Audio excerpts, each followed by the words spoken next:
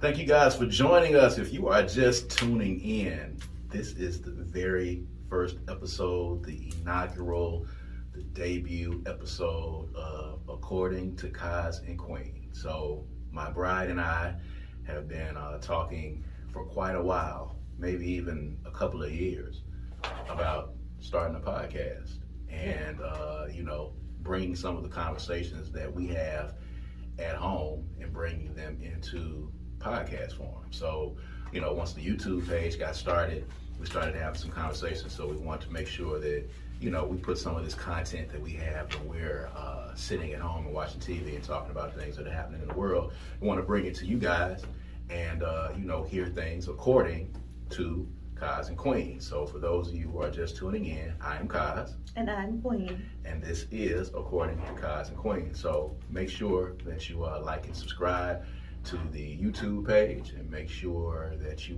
go and check out this podcast on Spotify and all of the streaming services. We're going to come to you and bring you these conversations. Nothing too long, but, a husband and wife musing about things that are happening in the world. So is that cool? It's cool with me. Okay, that's cool. So one of the first things we were talking about, and we were trying to figure out, some of the subjects that we wanted to talk about on the podcast, was the Lori Harvey and the Michael B. Jordan thing that's been going on. For those of you who have been under a rock or don't pay attention to social media or don't pay attention to things that have been going on, of course, Lori Harvey, who is young, single, and free, and has been in a few relationships that we know of note with Future and a few other people. I don't have the actual rundown of the relationships that she's been in. Her and Michael B. Jordan recently broke up, and the speculation is, because we don't know and we were not there, the speculation is that she was not ready to get tied down. She was not ready to settle down, and Michael B. Jordan wanted something more serious. So Twitter and social media was abuzz with people with their opinions on what was going on. And of course, as usual, unfortunately, the men were completely dogging out Lori Harvey, as they usually do, in their misogynistic manner, in my opinion. And that's what brought me. Yeah, some men, and some women. As a matter of fact, saying that Lori Harvey wasted Michael B. Jordan's time. She was playing with his emotions. She's been dating multiple people. She's single. She's not ready to get married. She's a whore. She's this, she's that. So we started having a conversation, at home about this. You asked me actually what I thought about it. So I want to get your thoughts on it when you saw it. I don't know how much you've been paying attention to Lori Harvey or to her, dating escapades, but, when you saw the news and you saw people talking about it, what was something that came to your mind first off? Well, first of all, I think that they make the mistake often, celebrities do, of publicizing their relationships and putting, the public into their relationship in that fashion. So that was mistake number one. But my second thought was, here we have this young girl. I don't even think she's 30 yet. She's 25. 25. Yeah. And he is clearly older than that. He's 35. 35, 10 years. Yeah. That's a significant difference at that time in your life. Right. Like if he was 35 and ready and he was dating a 45-year-old, right, chances would be different. Now, mind you, we've had some of those conversations before about that age difference. Yeah. The 10-year age difference, and you have some very strong opinions about the 35 and the 30s and the 20s and the difference in the age thing. So talk about that a little bit, and let's go from there, because we've had some pretty spirited debates about that. Well, I believe, in the work that I do, and as being a student of life and a person who studies people and behavior, I think you mean when I say that women mature earlier than me? Okay. So it is my thought process, and I don't think this is anything that can really be argued, but women tend to mature quicker than men. Men get to the point of maturity at least 10 years after women. Mm-hmm. So for instance, at 30, my light bulb went off and said, okay, there's more to life than this. That probably didn't happen for you till 40. I'm going to tell you, because I'm going to go ahead and say this, because we had the conversation, because we're transparent with people, so everybody know our story and how we got back together. So, of course, at the time when we had broken up, and I was dating somebody else, and that person was significantly younger than me, you had a problem with the age difference. It didn't have anything to do with women maturing faster than men. It had to do with the age difference at the time, which I didn't see as significant, but you saw it as significant. Yeah, I did. And why is that? It didn't have anything to that do with the don't maturity really have level. anything to do with what we're talking about. Are we just gonna flow with it? Because I mean, we just flow with it. Okay, That's what we're doing. My issue with that was that you are a grown man with children who were pretty close to her age. I found that to be a little off-putting. At that time, they weren't close. They were close enough. I mean, that might have been a 5-6 year difference. About a 7-8 year difference at that time.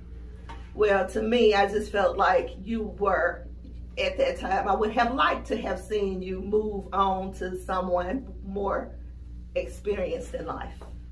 Okay. That's personal for me, though. That's just me and you stuff. So if we talking about 35-year-old Micheal B. Jordan, actor, whatever else you want to call him, dating someone that's 25, that's a 10-year difference. There are some 35-year-olds right now who may have some kids who are in at least their teens right now, right?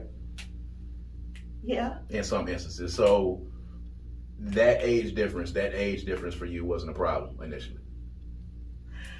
Okay, so we really talking about two different things. You're trying to make a connection in these two things with our situation and it's Micheal B. Jordan. What I'm trying to say is that there was a 10-year difference in their age thing. Do you think that was significant in what happened to them ultimately in the breakup, is what I'm saying? I don't like to get hung up on age as it relates to this specific situation. Okay. Because basically what the issue was with them was that they were at two different levels in their life. She's just starting her career, learning who she is. And I commend her for making that step because this is Micheal B. Jordan. This girl was dating Killmonger. There are a whole bunch of women out there who basically would have just been like, I might not be ready for marriage, but I'm going to marry him. Right. You know, because he got he got status, he got money, he got fame. He can give her whatever she wants, and clearly he was into her. Yeah. So I have to commend her for saying, nah, dog, I'm good. I want to live my life and do what I'm doing. I'm cool. And if you can run through all kind of scenarios, but what is the speculation is just speculation. Like, what if it was a mutual decision? What if he said, either marry me or I'm out? Right. Or what if she was like, I'll date you, but I don't want to get married? Right. Or she was like, this is too much commitment, I'm kicking it. Right. So, we don't know the circumstances because it could have been a mutual breakup. It could have been, hey, this is what I want. And she could be like, hey, this is not what I want. Yeah. And let's part ways. The double standard I think that I saw that I found, particularly disgusting amongst men is that, when you talk about men at the age of 25, men are always talking about women trying to rush them into marriage and, they're trying to date the high value man and they're trying to, tie the men down and, men should be able to, sow their wild oats and they should be able to, find that queen that they want to find. But when the situation is reversed, and it's a young woman of 25, and she's basically saying the same thing. They basically condemned her as being a whore because she was dating so many people. We don't even know what this woman's situation was. Now, I do understand that she has removed all of her pictures of him from Instagram, which leads me to believe that maybe it's not amicable. However,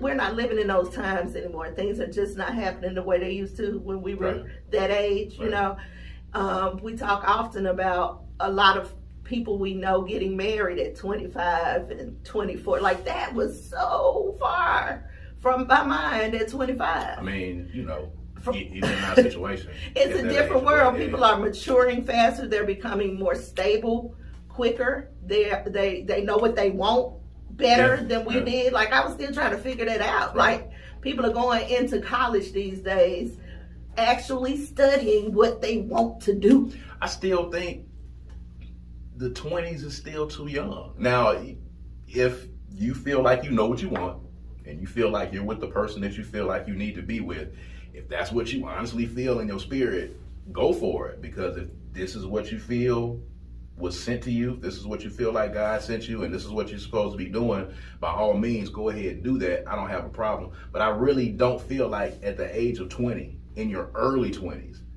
I don't feel like you've mentally developed enough to be able to know if this is the person that I really want to spend the rest of my life with. Well, I think that we have come to a time in existence where things have shifted. Like, our parents got married, or grandparents maybe got married at 14, 15. Mm-hmm. That was super early. Mm-hmm. Then you went through the phase where people was getting married at 40, 45. It could just be that we have shifted in existence now to back to people getting married super early. I mean, I'm not one to say that, and I used to agree with you on this point that you need to take time, learn yourself, live first, and come back and get married. Then folks is trying to explore the world together these days, and learn together and build together early. We took the route of, let me learn myself, you learn yourself, and we'll get together later. They're not taking that route. Right. They going the route of, let's do this whole thing together and build together. And if that is the case, and we have shifted in existence that way, that means that people like us have garnered them into another type of existence. You know what I'm saying? We just like our parents did, we were able to say, nah, that was too young. Yeah. They able to say, nah, that's too old. Right. I don't want to be old. I mean, and that's fair. And going all over the world. I want to enjoy it. I mean, and that's fair. And I know a lot of people who were married in their 20s and stayed married for a long time. But I also know a lot of people who were married in their 20s who got divorced. And were divorced by their 30s. I know people who got married at 50 and got divorced. I mean, that's true. I mean, the divorce rate is still kind of high. But the problem is what you marrying for. That's true.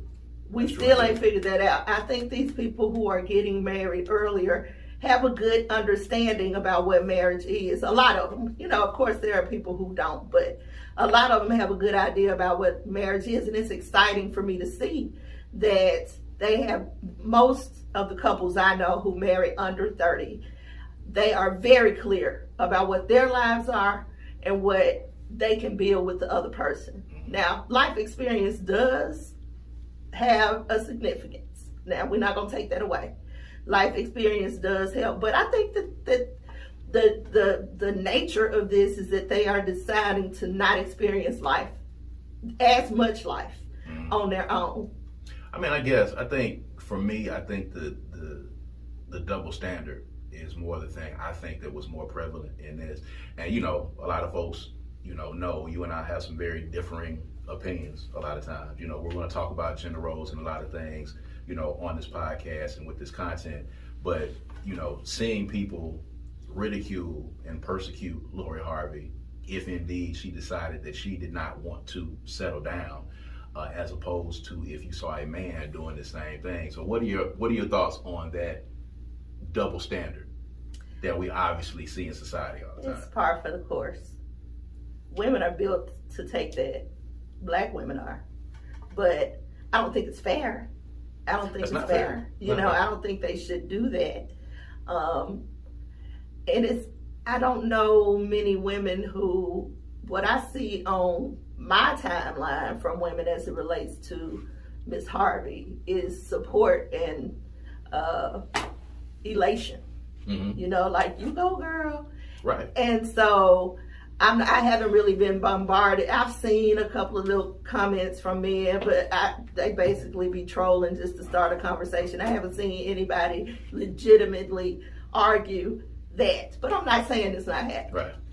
I'm sure it's happening. I mean, I've seen some legitimate arguments, and I've seen men who I have seen in other instances when it was a man, turn around and say the same thing. A lot of the Kevin Samuels followers. Yeah. Oh, for sure. You know what I'm saying? Super machismo, super, macho men, say, of course, these women are trying to tie us down, and they're going into the relationships looking for marriage too soon. And you have Who said she was going into this relationship looking for that? Yeah, exactly. That's the whole point. This girl is kicking it, and Michael B. Jordan was hot, and she dated him. And there's this thing too, because a lot of guys actually said and actually felt Michael B. Jordan is famous.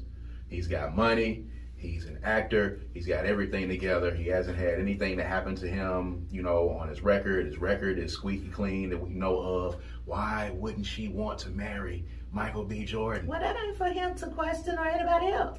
She has the right to decide who she wants to marry. And Michael B. Jordan ain't going to be the last successful, well put together man that asks her to marry him. I mean, she's on a roll. I mean, she's definitely dating celebrities. She's in control of her life.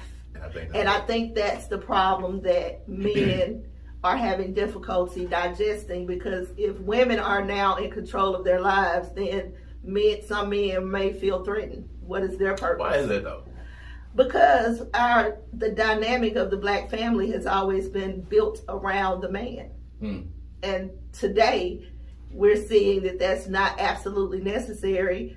Even though for years, you know, it looked like women were chasing these men, and women have made adjustments, and we're raising our daughters differently. So when our kid gets to be older, she's going to see what we are. Right. But we are definitely teaching her that she doesn't have to have a man to be successful and happy in life.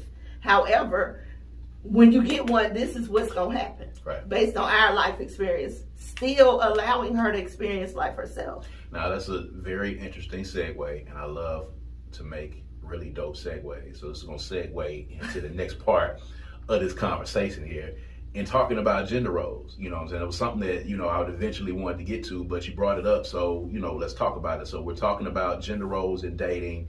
We're talking about talking to our daughter, talking to the little one about, you know, what a man is supposed to do in a relationship, teaching her that she doesn't need one. The role of who takes the lead in the dating thing. So you and I have some, you know, different opinions on that. Drastically different opinions on gender roles. So do you think that the gender roles that a lot of the men who have been negative about Lori Harvey, do you think that's probably why they have some of those outdated, archaic, caveman-like ideas of gender roles that men are supposed to be doing, or that women are supposed to be doing in a relationship? I think that those who look at this situation with Michael B. Jordan and Lori Harvey, who make those assumptions or who tend to lean that way, probably do so because of their experience in life, because of the way they were raised, or whatever their relationships have led them to experience. So it's all coming from personal experience for everybody. So yeah, I'm sure it plays a role in it. I'm sure it plays a hellified role in it. So what was your experience in the gender roles in the household? Ours were different. I won't say they were drastically different, but what were the gender roles in your home, and how did that shape you in the dating world? I grew up with James Evans as a daddy. That's a good analogy. And for me, I mean, and what I mean by that is that what daddy says goes. That's the bottom line. Now, I don't know what kind of conversations him and mama had behind the scenes to come up with a decision. I don't know how they got there, because they didn't do that in front of kids. So I don't know how they got there, but I know finally at the end of the day what daddy said, or daddy made the final decision. He was the breadwinner. Mama contributed to what he did. She was strong and she was there. She was, you know, focused, but her duties, from what I can tell, and I'm the baby, so they could have changed over years, but absolutely. I'm the baby. What I saw was that she ran the house, the kids, the clothes, the house, you know, the cooking. She was over that. She was a supervisor, and he was the CEO. And so I don't know what the relationship was for them. My dad transitioned when I was 13, so I didn't get to see a lot of stuff. But that's the way it was in my household, and I didn't see a whole lot of compromising or conversation. I don't think it happened, but I can't say for sure because I didn't witness it. Right. And most of the time, if daddy said something, there was no go back and ask mama like our child does. It was daddy said it, and that's what it is. Yeah. But, you know, taking it a little bit further, since we've been married, going on, it's 12 years, it'll be 13 this year. As we've been married, it wouldn't be 13? Yeah. Golly. Yeah. I've had to make adjustments because that's not how you were raised. And our household is kind of now, I would say, I used to say in the middle, but now it's leaning more towards how you were raised. Well, I mean, part of that is because we have raised 3 grown kids first, and we tired. Yes. So the baby is getting, the weakest versions of the baby. The baby is getting the weakest pushover versions of us now, where we're just fatigued to the point where she's gonna pretty much get to do what she does. But I would say that our household is evolved over time. I think people who are still trying to run their households, like James Evans, and like James Evans did in 1977 and 78 on TV in Good Times, and people use that analogy, that worked, I think, at that time. I think, once you add in a whole lot of different factors, when you add in social media, or you add in, the stimuli that kids are introduced to and that they have, I think you have to learn how to parent differently. I think you have to learn how to evolve. In my household was a 50-50 household. Both of them contributed to the bills. My mother handled discipline sometimes, or depending on the situation, and my father handled discipline. Both of them worked. My father cooked, and my mother cooked. My father cleaned, and my mother cleaned. Never saw my dad do any of that. Yes, so it depended upon what the situation was. My father was in the Army, so he had a certain way that he wanted things to look. He was very neat in what he was doing. My mother was raised in the country in Philadelphia, Mississippi, in Neshoba County, in Stilo, and she was raised keeping a clean house as well. So both of them, after work, it just depended on who was there and what happened. My mother got sick one time and she was ill for a while. And that's when the cooking thing changed, because she did cook beforehand. But when she got ill, and she was ill for like a month and couldn't do anything, my father assumed the role of cooking. And he learned how to cook in the Army. And when he started cooking, then after that, it was a toss-up on who was going to cook at that point. So I saw cleaning and cooking done by the father. I saw discipline done by the father. I saw mother and father picking up kids from events. I saw mother and father paying different things and paying different bills. And we grew up in basically a middle class, home. So I grew up seeing that dynamic inside the household. So that's how I always looked at what my household would be. Being equally yoked to someone who understood that I wanted a teammate and a partner, and not somebody to come in and be a housewife. Well, I had to learn to be that. I because had to you make grew up some like serious that, so we adjustments. yeah. And if you recall, it was not easy at first. It was not easy. It still flashes of it. It does. I mean, I haven't worked all the way through it. I'm a work in progress, but initially we had drag out fights about what I expected from you, right, and what I expected to bring to the relationship. And it wasn't easy, but I want to make this point. The evolution that you spoke about that happened in the families, that's exactly what's happening in marriage. Yeah. You know what I'm saying? Like, that's exactly, like, we are learning from the generation before us and making adjustments. And that's what the 25, 24, 26-year-olds who are now getting married have done based on what they've seen from us, basically. I think the gender roles does play a huge part. And I think it plays a part in a dating thing, because there's still some people who feel like men should do this, women should do this. I don't, have the issue with women asking men to marry them. I don't go into the conniption fits that a lot of people go into when they see that. If you love somebody and, you feel like, you want to ask them, I feel like if a woman wants to do that, she can. I don't think you have to get on one knee or do the whole theatrics of the thing. I think, women, to me, are able to do everything that men are able to do. I think they're able to do everything that men are able to do in marriage and in dating. If Lori Harvey, wants to go from man to man while she's in her 20s, I think she's very well capable and very well, has the right to be able to do that. I wasn't ready to get married at 35. Michael B. Jordan might be ready. Of course, if I was a millionaire at 35, it might be different. If I was Killmonger and I was 35, it might be different. But I wasn't even. See, that's another ready. thing. men your age or around your age were always taught that you got to be financially stable before you get married. Right. These people, and I'm saying kids just because, that's what I say. We're not kids. Yeah. But these kids today are not taking that route. They are, sure, some of them are, but I'm seeing them. I'm seeing kids who are saying, whatever we're going to build, we're going to build it together. You don't have to be rich. I don't have to be rich. Let's build it together. And I kind of like that because it's getting back to the idea of partnership and, in a marriage. Marriage can't just be about love. It can't. Most of the time, the successful ones grow into love anyway. Right. They don't start there. They grow into it. I think love is important. Love is important, but it ain't the only thing. It's not the only thing. It don't save relationships. I think it should be the anchor, though.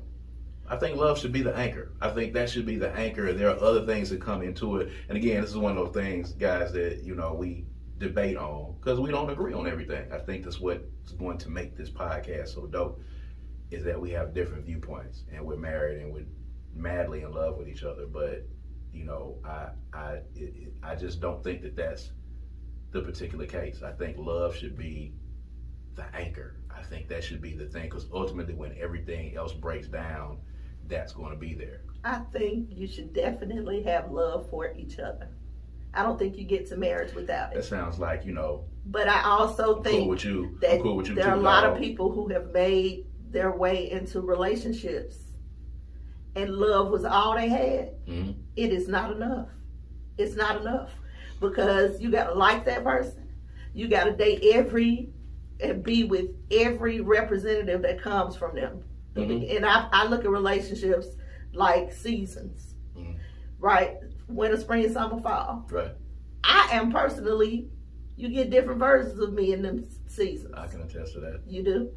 And just imagine if you marry someone and you in season summer just can't get along. Or if you get to the point to where there are significant things like how to raise children. Marriages can't, if you differ and can't find a common ground, that can break up a marriage. That don't mean you don't love them. Right. You can love them to death and can't work it out. Yeah, and parenting is something that we're going to get into, on one of the later episodes. I wanted to make this point. Okay. The reason why I think also men have a tendency to make these kind of proclamations about women is because there is this underlying attitude in our community about women and sex. And for relationships, for people tend to always, especially if they're not married, people tend to always want to go immediately to sex. Oh, absolutely. So whenever you think about her being with different guys, dating different guys, men think about sex. Yes. So it takes them directly to Hoville. When actually, she may or may not be having sex with these people. Correct. And then secondly, the reason why it's so harsh is because when women have sex, frequently, often with different people, you have paternity court. Right? You got pregnancy, you got people, you don't know who the daddy is, and all this kind of consequences that men don't necessarily have to deal with in the same fashion. Right. So that gives men the freedom, so to say, to speak on this that way. Yeah. I think that does play a huge part in it. I think people do immediately sexualize things, especially men. I think that's one of the reasons why men were so upset and so mad at seeing Lori Harvey. One of the things that men, as a man, one of the things that men hate the most, the very thought of another man having sex with your woman or having sex with a woman that you have been with or a guy having sex with a woman that you're with now, as one of the biggest things. There's nothing more that I think that gets a man madder than that, because they know what they have done on their end, and nothing gets them madder than having the thought process and sexualizing a woman and sexualizing what her dating history is. That's why there's some men that think that, a man with 20 bodies and a woman with 20 bodies is different. I've seen that conversation before. Yeah, for sure.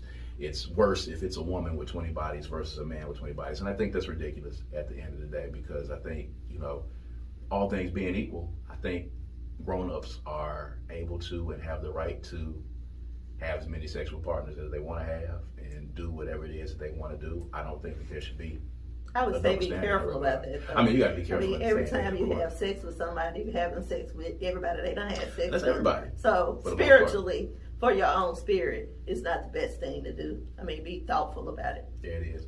And we'll leave it at that for this particular episode. But wanted to get your thoughts, of course, on Lori B. Harvey and Micheal B. Jordan. And of course, y'all make sure y'all leave some comments under this. Leave some comments, on the streaming services as well. What do you want to hear us talk about? What do you want to know? What the Franklins think about this or what the Franklins think about that. All right. So make sure you like it, subscribe to the page. Make sure you're tuning in. We've got a lot more conversations. We're going to try to keep them short so that, you guys are hanging on by a thread. We're going to leave you some cliffhangers before we go into the next thing, man. But we're going to talk about a lot of things that have to deal with marriage and deal with dating and deal with relationships and deal with parenting, all the things that we deal with. We're just going to bring that to y'all. And have y'all kind of get some insight into what we think about things that are going on in the world, And on that note, I am Kaz. And I'm Queen. And this is According to Kaz and Queen. All right, we're going to holler at you guys next time. All right, peace and power. Peace.